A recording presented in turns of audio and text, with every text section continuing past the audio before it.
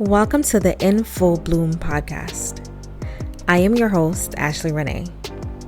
This is a space where we embrace the power of being true to who we are. We explore what it means to live in alignment with your purpose, values, and voice, because when you root yourself in authenticity, you don't just grow, you bloom. Join me as we dive into real conversations, soulful reflections, and practical tools to help you bloom from the inside out.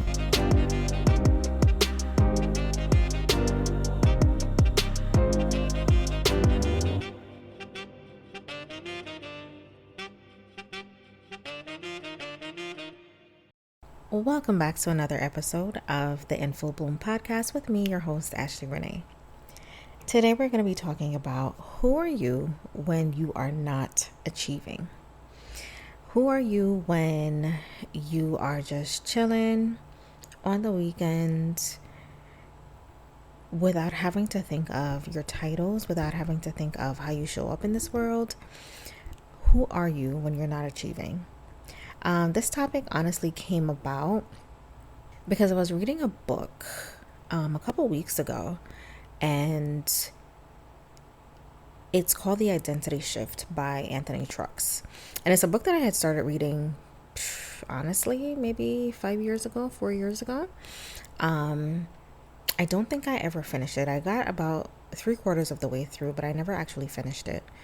And so in reinventing, reframing my life right now, I reread the book, and it did a lot of reshaping my mindset around certain things. And it was very instrumental that I read it recently.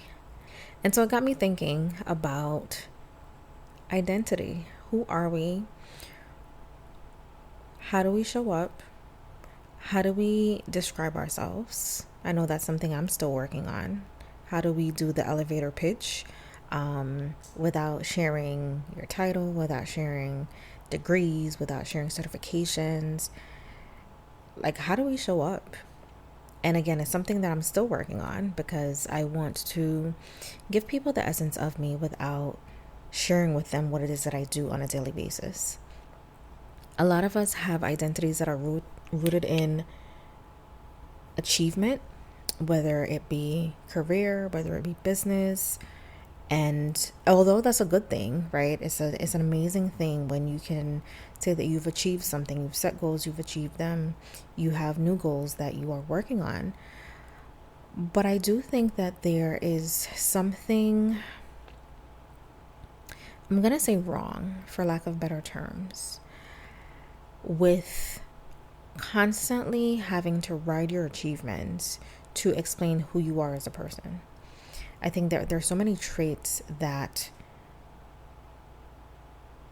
make up who we are as human beings, and I don't walk around talking about my career. It's just not something I do. And I've achieved amazing things. I have gotten to levels where sometimes I look and I'm like, wow, I'm really doing this. Okay. Right. But I don't walk around talking about my career. I don't walk around speaking about my achievements, because as much as they make up parts of who I am, that's not who I am, if that makes sense. So I wanted to talk about and tap into who we are when we're not achieving. And a lot of it is because we're so tied into achievement, we're tied into education, we're tied into, we got to get the next degree and the next and the next and the next. We're always chasing after something. And again, there's nothing wrong with wanting to step up, wanting to succeed, wanting to achieve your goals, right? But I do think that there is something wrong with being addicted to achievement. Some people use it as a crutch because it makes them powerful, it makes them get to the next level, people look up to them. But again, those are some of the same people that, if you understood who they were at their core as a person, right, behind closed doors, when all is said and done, some of those same people aren't who we think they are. And I'm not sure what the saying is exactly, but I have had moments where I have idolized and romanticized the idea of someone, whether it's somebody, in high social class, high social settings, or somebody that, let's say, I had a crush on, and we romanticize the idea of them, what we think they're like, and what we think they do, and how we think they are. And when all is said and done, it's like, ew, you're an ugly person. Your personality is ugly, right? Your character traits are ugly. And it's disheartening to think about that. So for me, I've always wanted to be a certain kind of way. And if so, for me, it's about being able to show up in the world and be exactly the person that I think I am, without having to flaunt my achievements, without having to flaunt my career and using it as a crutch to explain who Ashley Rainey is at her core. One thing that comes to mind is that I've been having conversations with people in their midlife, truly, and not so much that they're having crises, but it makes me think about the fact that sometimes people get to their midlife, right? And they haven't necessarily stepped into, one, themselves, and two, stepped into the version of themselves that they thought they would have been at that age.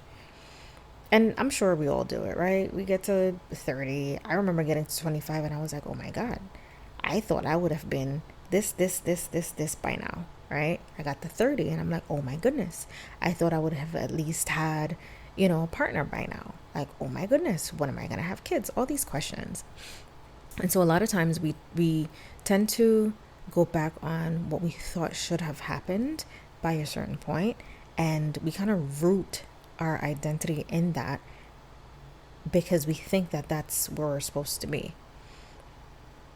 And that's not necessarily the case, right? So I've learned over the years not to latch myself on to my career so much so that when I don't have that hat on, I can't be who I am. I can't genuinely show up and laugh and cry and just be a person. Sometimes I'm out and about, and I don't think about what my work says that I do. It doesn't mean that I don't care about people. It just means I'm turned off. I'm not in career mode. I'm not in work mode. I am in Ashley mode. I want to show up and enjoy and laugh and be able to express myself freely without being tied to that achievement. People will see me every day on the street and not know anything about me, not know what I do for a living, because I don't walk around and flaunt that side of me. And it's nothing to be ashamed of. It's just I want to walk out boldly into me as a woman, as a human being, as a person, not me as a nurse manager. I've found that people who also tend to busy themselves a lot, and I'm no psychologist, psychiatrist, but I've found that people who can't seem to sit still, a lot of times it's not so much that they, something's wrong with them. It's just that their brains can't shut off.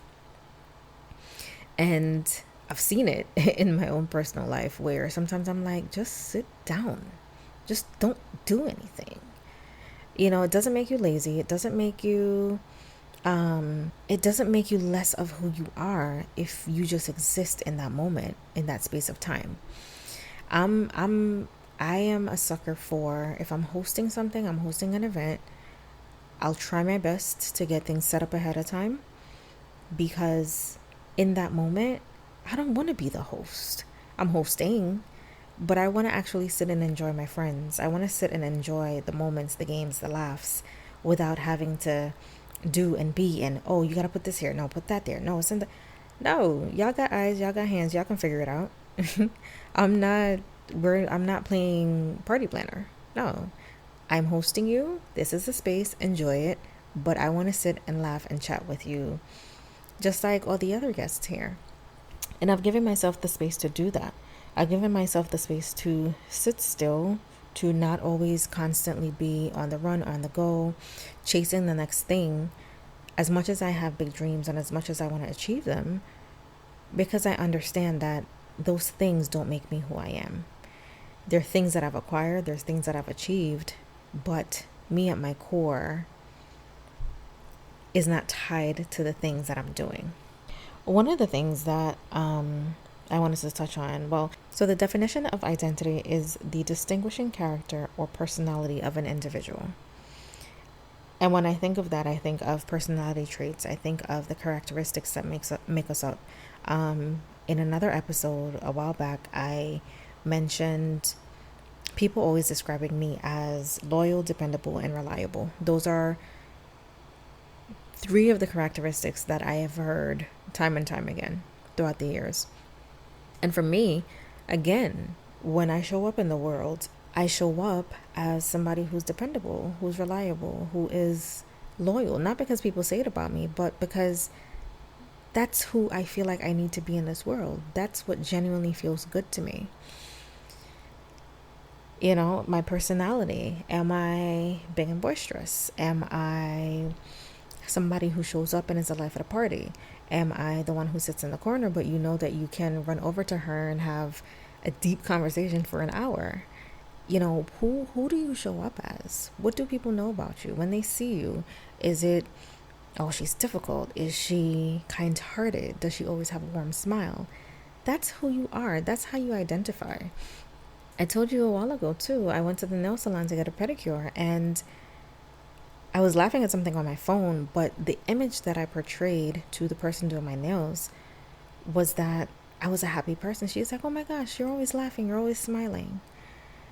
And you know, I could be sitting there sad and just had a breakup and something just happened, she would never know. But again, instead of going into spaces, walking around, sulking, you know, I've attested to having RBF because honestly, it's been following me around for years, but I've had to take a stance in saying that I don't want to show up this way forever. I don't want every time that people see me, they're like, "Ugh, why you look so mad?"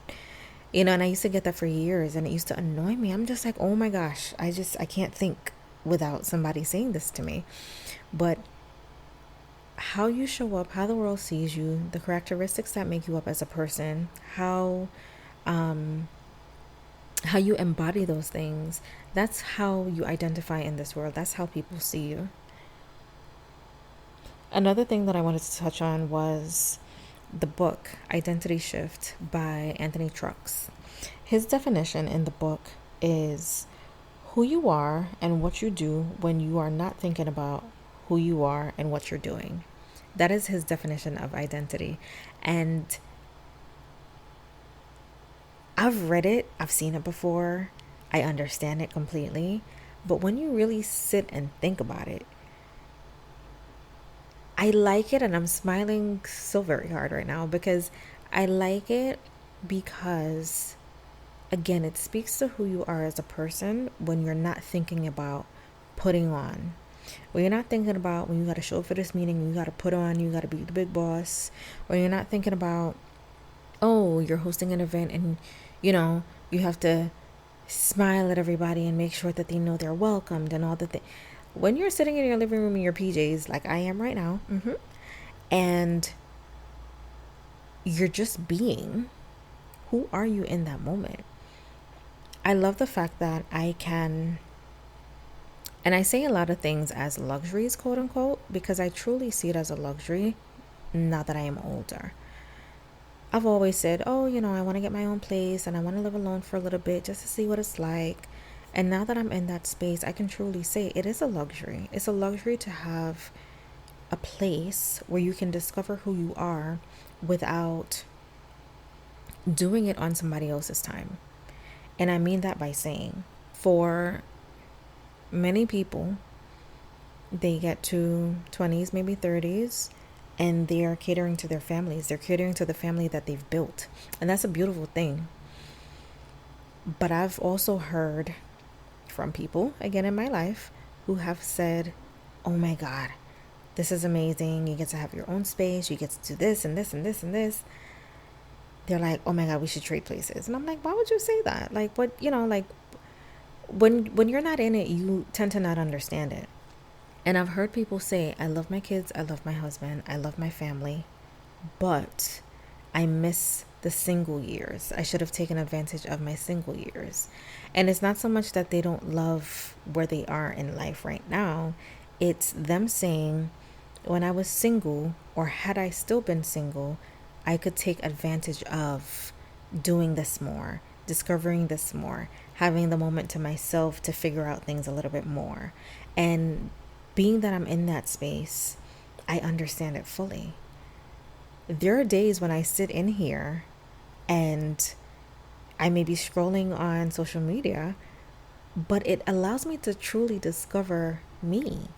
It allows me to laugh at the things that I actually find funny, to see things and crack up without withholding myself, right? Without withholding how I feel, how I want to feel. Sometimes I'm in here and I talk to myself, because why not? If I can't talk to myself, imagine how other people feel when they have to have a conversation with me. Sometimes I genuinely talk to myself in that I'm in the mirror and just having a whole conversation. And I think that it is important to discover yourself, to discover who you identify as, discover who you show up as in this world. It makes a difference. There are people who never get that moment, and it doesn't have to be, oh, you lived on your own and you bought your own place. And sometimes it may just mean, you know what, like, I'm here in the basement for 6 months and I'm going to take advantage of this time so I can figure out what I like and what I don't like. And that's a part of your identity. It's a part of what you know and don't know about yourself. I knew that when I moved into my place, when I bought my place and I moved in, I knew that I wanted it to be a space that wasn't too crowded. And, you know, my space is good for one. That's how I see it. Because I've shared spaces before.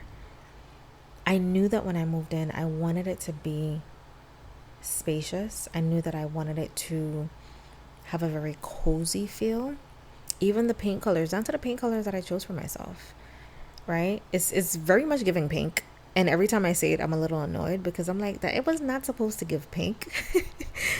But I acknowledge that as much as it's a little pink, every time somebody walks through my doors, and not everybody gets invited to my space, but every time someone walks through my doors, it's almost like an audible, oh my God, wow. And I'm like, okay, what does that mean? And the comment is always like, I love this. It's calm, it's chill, it's so cozy. Every single time. And that resounding comment of it being cozy, or of it having a vibe, or of it being, you know, this chill space where they feel like they can relax, it ties into who I am as a person. Because remember, when I started the podcast, I said to you guys, I want it to feel like you can come in, take your shoes off, and just melt. And so I've noticed that when people come into my space, that's what they tell me. And I don't think they're being fake about it, because I literally see it. I've had at least on 2 instances where, you know, close friends have come into my space, and I kid you not, within an hour, they're either laid out on the couch or they're fully asleep. And some people may look at it like, oh dear, wow. And for me, it just means that they're comfortable, they're cozy, that I give them a safe space, that they, as much as I don't have all the things, I may not have everything I want in my apartment just yet, but I know that when people come here, they can relax, right? And I like to think of myself, when you talk about identity and who I identify as, who am I when I'm not achieving? I am exactly that. I am the type of person that most people come to, or most people see as someone who gives advice, someone who's a resounding voice, someone who can be that ear, that listening ear, right? And so my space reflects that, and I'm proud of that. So just something to think about. Who are you when you are not achieving? When you're not doing all the things, not wearing all the titles? Who do you show up as? Something I want for you to think about is many of us wear many different hats and have to do so again for various reasons, whether it's a job, we have kids, we have responsibilities, whatever it is. And my question is, are you only showing up as the mom, the boss, the wife, the sister, the caretaker? Have you considered showing up for yourself? And showing up for yourself meaning, again, giving your time that space and grace. It may not be that you live alone. You may have a whole family that you have to tend to on a daily basis, but is there a space, a room, scheduled downtime for yourself where you can truly let yourself flourish? You can truly let yourself be who you are, right? So that you can show up as that person. Because when we're constantly achieving, when you constantly see, and this is for especially my women who have seen their moms or mom figures in their life constantly go and are on the go, it trains us to be that way. And so we come into life, and then before you know, we're burned out because we're just sitting here like, oh my God, but my mom did this, and this person did this, and grandma did that, so of course we have to do it, because who am I if I'm not showing up as that person? And I like to think that as I get older, I kind of steer away from those norms. I steer away from the go-getter. I really don't identify with that term. Am I ambitious in that I set goals and sometimes I achieve them, sometimes I fail, sometimes I pivot and do something else? Yes. But I don't identify as a go-getter. I never have. It's not my personality. There are moments when I have to press the gas a little bit harder to get to a goal, but that's not me. And as I get older, I'm realizing that I don't have to be the same ways that I've seen mother figures show up in my lifetime. I don't have to be. I'm choosing to incorporate rest into a lot of my routines now. I'm choosing to sometimes be a little bit more lighthearted than constantly just, I have to do this and this and this and this. It is tiring. It is tiring. I hate that feeling of when I wake up in the morning, I'm drained and the day hasn't even started yet. And sometimes that's my own doing. Sometimes that's just like, girl, you need to go to bed on time. But there are other times when I have noticed that I was just constantly on a go. In my 20s, there were moments when I was just like, oh my gosh, I can't get a break. Like, I need breathing space. But that's because I've seen others before me do it. I've seen others before me constantly go. And in one of these episodes, I spoke about how to say no without guilt. I have been in the front row of seeing, again, motherly figures in my life constantly running. And whether or not they were proud of doing it, whether or not they were, there was lack of support in some areas, whatever it was, I've been in that front row seat of seeing them go and go and go and go and do.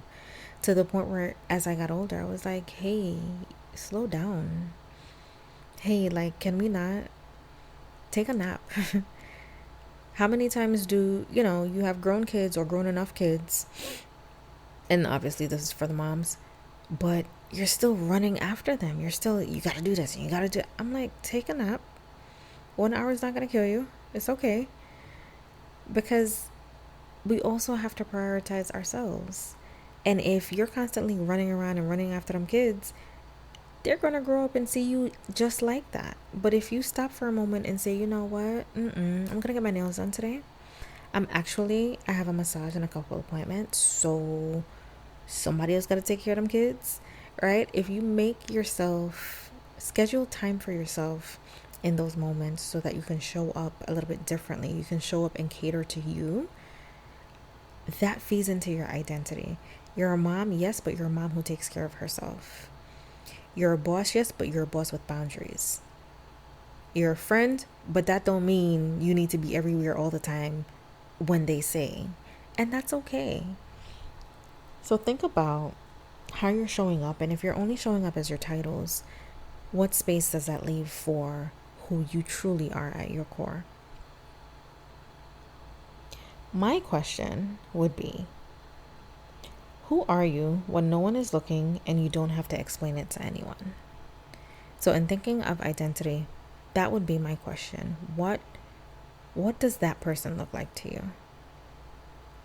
I know this episode is entitled Who You Are When You're Not Achieving, but I also want you to think of when you don't have to explain it to anyone, who are you? What are those characteristics? What are those personality traits? What is it about you that you like about yourself that you can bring out a little bit more? What do you wish that you didn't have to suppress? And why do you feel the need to suppress it? In thinking of identity, I want to invite you to think about your actions, your habits, your circles, the thoughts you have, and the beliefs that you have, and what they say about who you are. And if at any point, as you're going throughout that list and you're seeing things that don't resonate with you anymore or at all, get rid of them, cross them off. If you're in friend circles that aren't catering to the person that you say you are, if you're in friend circles and it doesn't cater to you, if there are habits that you have that don't make you show up as the boss that you want to be, or the boss that you're aspiring to be, the boss that you know you are, you have to change those habits, because those habits will always precede you. Those circles will always precede you. Those actions, trust me, they precede you. And I've learned that just recently. If I'm constantly doing something in the negative, but I want to show a positive image, I have to change something so that the image that I want to portray is exactly what I say it is. If I'm not doing things a certain way to get those positive results, people will never see me in that positive light. Or they will, but they will say, all right, she's inconsistent. And that's not something, I don't want to identify as an inconsistent person. I want to identify as, again, that dependable, reliable person who's consistent with her actions, her words, her habits 100% of the time. Your thoughts and your beliefs, right? I identify as a Christian. Now, I'm not the holiest. However, there are changes that I can make on a daily basis. It doesn't mean I have to be a Bible scholar. I've been trying to learn the books of the Bible for years. Don't ask me the first 10. Couldn't tell you. Maybe the first 5. I might get lucky, right? But at the end of the day, the small habits, reading my Bible every day, that's something that I set out to do this year. And I've wavered a bit. I'm not going to lie to you. But in the back of my mind, it's always, Ash, read your Bible. Even if you don't say the holiest of prayers, say your prayer, right? It may be something as simple as making sure that I utter breath prayers throughout the day to let it be known, like, Lord, thank you for getting me here. Lord, thank you for this moment. Thank you for this week. Little things like that change how you show up and how you say you want to show up. You have to back it up with some actions. When I think of identity, I also think of the fact that it is rooted in our past experiences. Some of us show up from that stuck point, from that moment that kind of changed our lives forever. And it's sad and it's unfortunate. Again, I am not in the Department of Psych, but there are childhood experiences, there are moments that shape how we show up in this world. And we have to set out as individuals to do better in terms of seeking the help that we need to reshape those experiences. And maybe not the experience, but reshape how we show up from those experiences. We can't take away things that have happened in the past, but there's a difference in saying, you know what, this happened to me. However, I moved on by X, Y, and Z things. These are the things and these are the steps that I take. These are the steps that I took to make them better, because I don't want to be seen as that person. I don't want that every time I open my mouth, I am tapping on those past experiences that were negative in my life and that shaped how I saw the world negatively.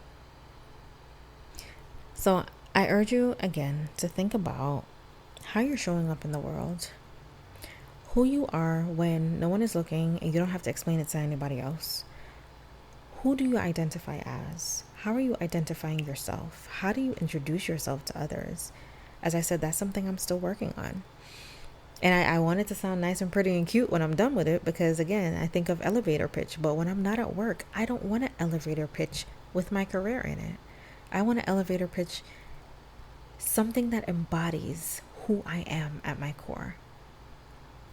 So think on these things. Let me know how you feel. Let me know who you are when you're not achieving. Definitely find me on Instagram in the comment section so that we can have conversations about it. If it's a little bit more personal, or if you want to share, you can always do so at Gmail, infobloomthepod@gmail.com. Find me on Instagram at infobloomthepod, and let's have a conversation about it. Let's talk about it real quick. And again, if you have any questions, suggestions, you want to hop on the podcast as a guest, please don't hesitate to reach out to me. I hope that this episode served you well, and I hope that you'll be listening for the next one. Thank you. Bye.